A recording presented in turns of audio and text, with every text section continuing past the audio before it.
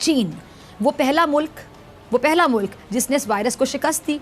New Zealand ने भी corona के खिलाफ जंग जीतने का ऐलान कर दिया, लेकिन सुपर पावर समेत कई मजीद तरक्की याफ्ता ममालिक अभी कोरोना के खिलाफ अभी भी हम देख रहे हैं कि अभी भी लड़ रहे हैं, कामयाबी नहीं समेट सके। पाकिस्तान वो मुल्क है जो मुआशी तौर पर इस काबिल नहीं है कि उसे मुकम्मल तौर पर बंद किया जा सके, क्योंकि यहाँ भूख सबसे बड़ा मसला है, बेरोज़गारी दूसरा बड़ा मसला है, दीगर बीमारियाँ तीसरा बड़ा मसला है, और फिर ये कोरोना, अगर कोरोना यकीनी तौर पर बेकाबू हो सकते हैं। वज़ीर-ए-आज़म इमरान खान साहब समेत तकरीबन हर सियासतदान, डॉक्टर, आलिम दीन, मीडिया, जो भी इस मुल्क का स्टेक होल्डर है, वो ये बारहा बता रहा है कि इस वबा का इलाज सिर्फ़ और सिर्फ एहतियात है, क्योंकि जब इलाज नहीं है तो फिर एहतियात ही है। पूरी दुनिया ही इसकी लपेट में है, और अगर पाकिस्तान का हाल खुदा ना ख्वास्ता अमेरिका या ब्राज़ील जैसा हो गया तो यहाँ क़यामत से पहले क़यामत आ जाएगी। इतना संगीन ख़तरा, इतनी संगीन बीमारी, इतने संगीन मसाइल और से मुतासिर होने के बावजूद हमारे रवैये इतने, क्या मैं बोलूँ, गैर जिम्मेदाराना, इतने गैर संजीदा, ऐसा ही ना नाजरीन, इतने गैर जिम्मेदाराना, कोई रिस्पॉन्सिबिलिटी सेंस है ही नहीं, ना मुजाहिरा किया जा रहा है। इतने गैर संजीदा हैं लोग कि ना हमें अपने बच्चों की ज़िंदगी का ख्याल है, ना हमारे घर में जो बुज़ुर्ग हैं हमें उनकी सेहत का कोई ख्याल है।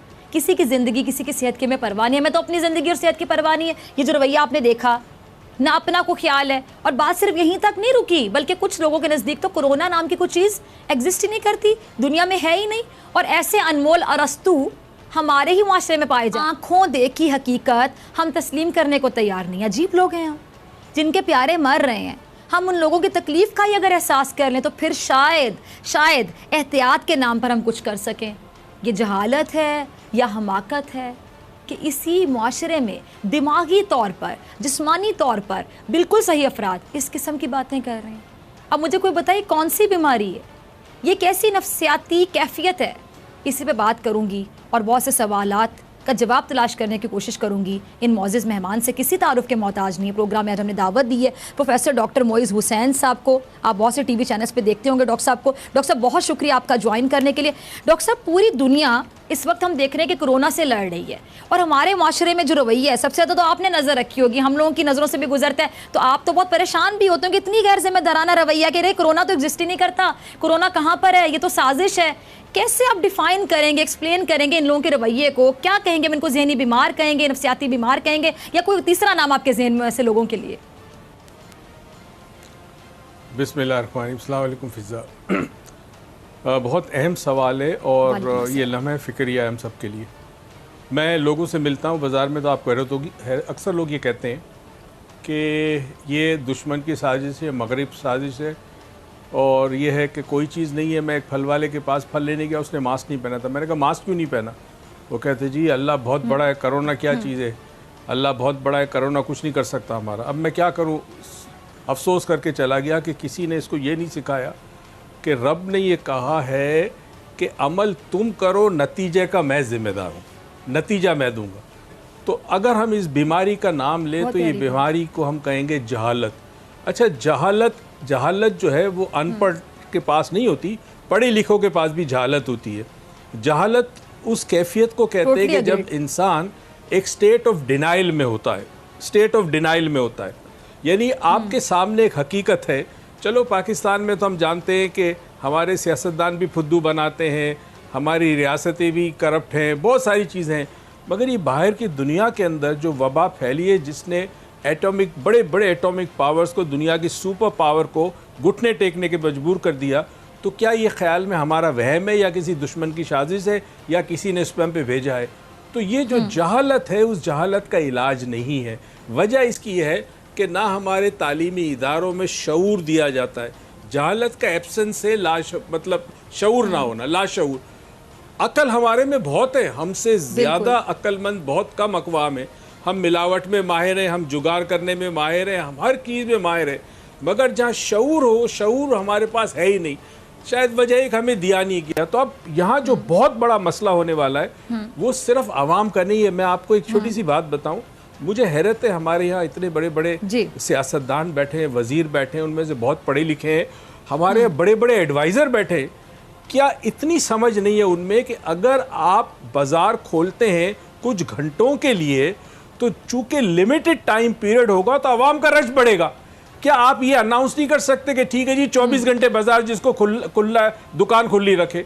जब वक्फा ज्यादा होगा, टाइम ज्यादा होगा, तो हुजूम नहीं होगा। जब हुजूम नहीं होगा तो लोग एक दूसरे से करीब नहीं होंगे। आपने खुद देखा होगा, कई चैनल्स पे मैंने देखा, जब पहले दिन लॉकडाउन नरम हुआ उसके बाद लोग इस तरह टूटे जैसे पता नहीं कोई मुफ्त में खाना बट रहा हो, मुफ्त में कपड़े बट रहे हो। और ऐसे पढ़े लिखी अच्छी खवातीन और मर्द जो अच्छी फैमिलीज थे वो भी इस तरह घुसे दुकानों के अंदर, क्योंकि उनको सूट्स लेने थे, कपड़े लेने थे।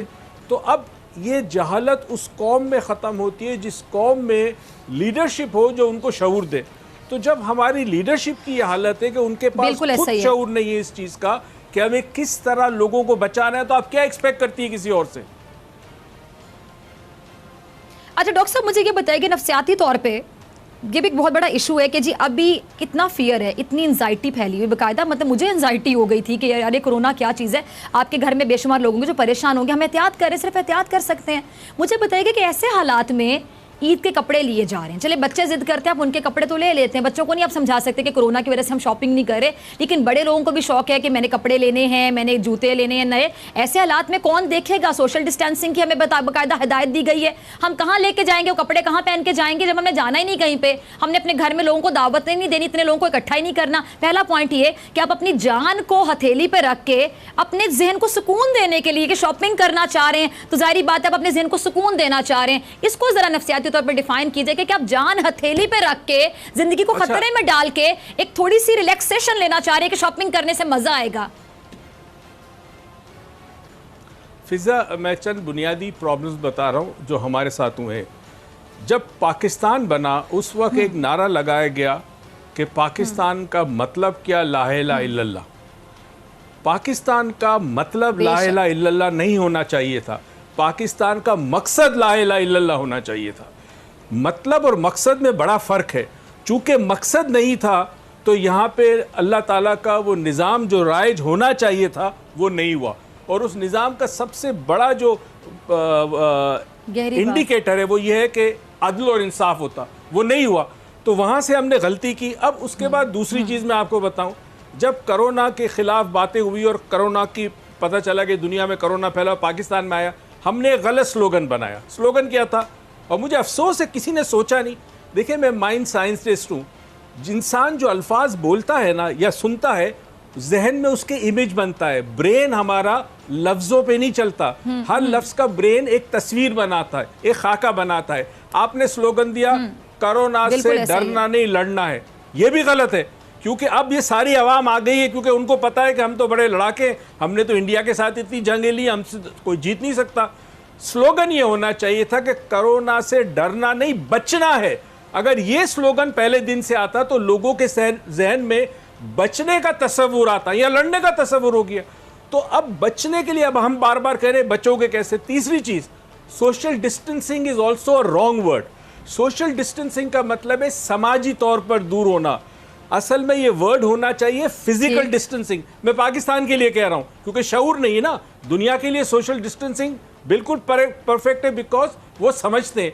हमें ये कहना था जी जिस्मानी तौर पर आप दूर रहें, आपने ये भी नहीं किया। तो हुआ क्या, ईद आपके चंद दिन के बाद आपकी ईद है, बाज़ारों में रश है, लोग मेहंदियों के लिए फ़ोन आ रहे हैं ख़वातीन का, जी आप अपने ऑर्डर बुक कराएं, हम आपको बुकिंग टाइम देंगे क्योंकि हमारे पास रश बहुत है। अब ये मेहंदी लगा के कपड़े नए बना के आप कहाँ जाएंगे? आप यकीनन जाएंगे। फिजा, ये मेरी बात याद रखना, ये कोई अमल नहीं करेगा, जाने के लिए बना रहे ना कपड़े जाएंगे। और ये भी मैं आपको गारंटी, बगैर गिर भी होंगे, गले भी लगेंगे। देखिए, अभी आपने कहा साउथ अमेरिका के अंदर, सॉरी मैं की बात काट रही हूँ, देखिए जितना रश बाजारों में है उसको देखकर अंदाजा लगाया जा सकता है। ये तो इसमें तो जरा भी शक और शुबे की बात नहीं रह जाएगी कि जितने लोग ये बाजार में शॉपिंग करने गए हैं, जाहिर बात है इनके घरों में लोग भी इकट्ठे होंगे, या ये अपने बच्चों को लेकर किसी के घर चले जाएंगे, जी हम खाने पे आ रहे हैं, तो जाहिर बात है ये फिर पार्टियां करने के लिए, गेट टुगेदर्स करने के लिए कपड़े खरीद रहे हैं। तो फिर कैसी सोशल डिस्टेंसिंग? आपकी वाली बात सही कि सोशल डिस्टेंसिंग नहीं, फिजिकल डिस्टेंसिंग, ये एक लफ्ज का इस्तेमाल होना चाहिए, फिजिकल डिस्टेंसिंग चाहिए। दूसरी चीज फिजा, एक चीज याद रखें, जिन माशरों में फिजिकल डिस्टेंसिंग कम होती है, मिसाल के तौर पे जो साउथ अमेरिका है या सेंट्रल अमेरिका है, वहाँ लोग एक दूसरे से फिजिकली बहुत क्लोज मिलते हैं, यानी गले मिलने का रिवाज बहुत है, आमतौर पर बहुत है। जबकि मगरिब के कई ममालिक में रिवाज नहीं है। कई मुल्क ऐसे हैं जहाँ लोग मर्द से मर्द के गले गले मिलना पसंद नहीं किया जाता, मायूब समझा जाता है।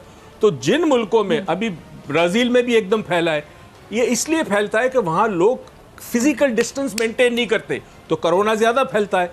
तो हमें आपके चैनल से और तमाम मीडिया को ये बताना चाहिए कि मेहरबानी करके ये जो 4-5 दिन है इसमें संभालो, नहीं तो ये वबा। अच्छा गवाह, मैंने ये बात कही थी आज से कोई महीना पहले कि मई के महीने में हम 50,000 को क्रॉस करेंगे। महीने 1.5 महीने पहले इतना नहीं था। ये वजह ये थी कि जहां लॉकडाउन आपने कुछ देर के लिए खोला, टाइम कम था, सबको अपने काम थे, किसी को सब्जी लाना, फ्रूट लाना, गोश्त लाना, सब के सब निकल पड़े और किसी ने एहसास नहीं किया। मैं हैरान हूं, बैंकों के सामने लाइन में लगे हुए पढ़े लिखे अफराद, मुंह पे मास्क नहीं है उनके। बिल्कुल अब क्या करेंगे? और ना हमारे पास अस्पताल है, ना हमारे पास अद्वियात है। एक और चीज जिससे आपने बताया, ठीक है, आप माइंड साइंसेज में एक्सपर्ट हैं डॉक्टर साहब, आप लोगों की नफ्सियात को बहुत अच्छे तरीके से समझते हैं, माइंड को बहुत अच्छे तरीके से समझते हैं। जिस तरह आपने सोशल डिस्टेंसिंग टर्म का बताया कि इसको फिजिकल डिस्टेंसिंग होना चाहिए था, कोरोना से लड़ना नहीं बल्कि कहना चाहिए था कि कोरोना से बचना है। चलें, आपने बताया। फिर एक और सवाल मेरे जहन में आया इसी से रिलेटेड कि जो हम बार बार ये कह रहे हैं, बहुत से लोग ये बात कह रहे हैं, पढ़े लिखे लोग कह रहे हैं कि पाकिस्तानिया से इम्यूनिटी बढ़ी है, इन्होंने कुछ नहीं होता।